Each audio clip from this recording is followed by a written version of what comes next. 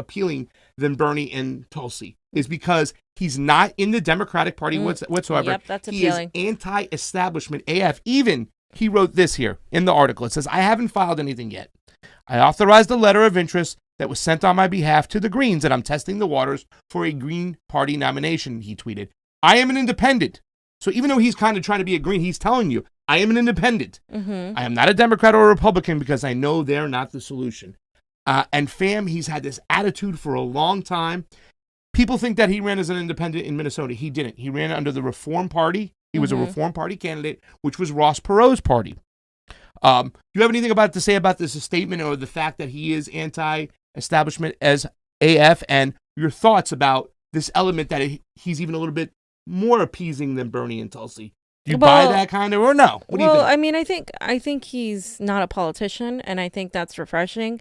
And I think him being openly anti-establishment in the sense of not being part of the Democratic and Republican Party is what people need right now. I mean, I've talked to many people, and they're very energized by the likelihood of his run. Yeah. I think he energizes people and brings people into this momentum that we have sort of lost since everything that happened with the Bernie campaign, which gets worse, and we're going to get into that later.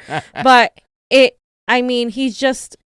we need that anti-establishment, leftist, populist, but also kind of libertarian or all-encompassing. That's kind of like the campaign in a way that I wanted Bernie to run. It's kind of what he was running in 2016 a little bit more than what he did in 2020. And so I think a lot of people are excited about this. I honestly like him probably better than the majority of the candidates in the Green Party right now.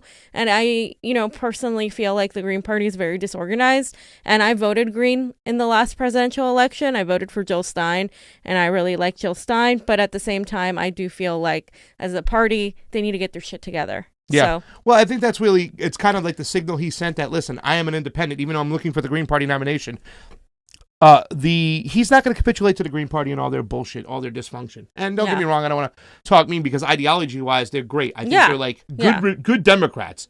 Greens are what Democrats should be. Yeah, if they follow their own charter. He even says, I'm an independent. The Green Party has to make a decision right now. Are they going to capitulate to Jesse? Because there are so many possibilities. Do I think he can win? I'm still not at the point where I don't know if he can win. I know he can catch fire because, once again, he's a public figure. He's been on Rogan several times. He's known. Independents love him. He did have that libertarian mindset. Mm-hmm. It's the choice of VP, which I think will either decide to either put him over the top or not. The treatment by both parties, will they let him on the debate stage? Because I think Trump, let's let him on. This is showtime.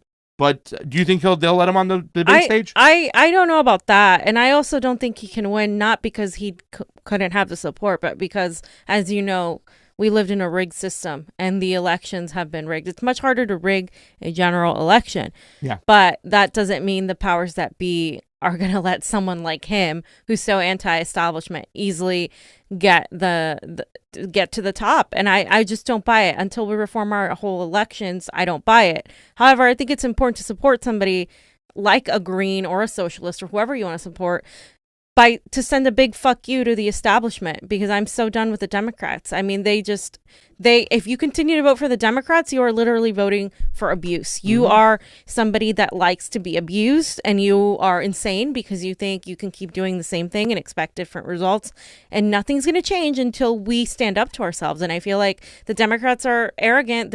We have zero leverage because we always vote for them no matter what they do.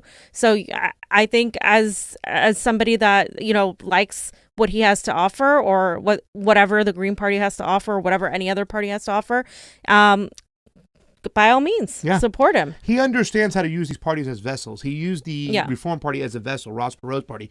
But the thing about Jesse Ventura, that he's great. He's not going to capitulate to partisan politics or any type of bullshit. In fact, if he doesn't like what's going on, he bounces. And he bounced halfway through his term as governor in Minnesota from the Reform Party. Because why? They wanted to put forth Pat Buchanan as their nominee, and he says, get the hell out of here. He doesn't believe that represents the people or the party, so he left the party, which kind of hurt his, the mechanism of the party was in place in Minnesota, so it hurt his chances of running again, and he decided not to. But there's a lot of great things he did in Minnesota, very progressively, and I'm going to talk about it. I do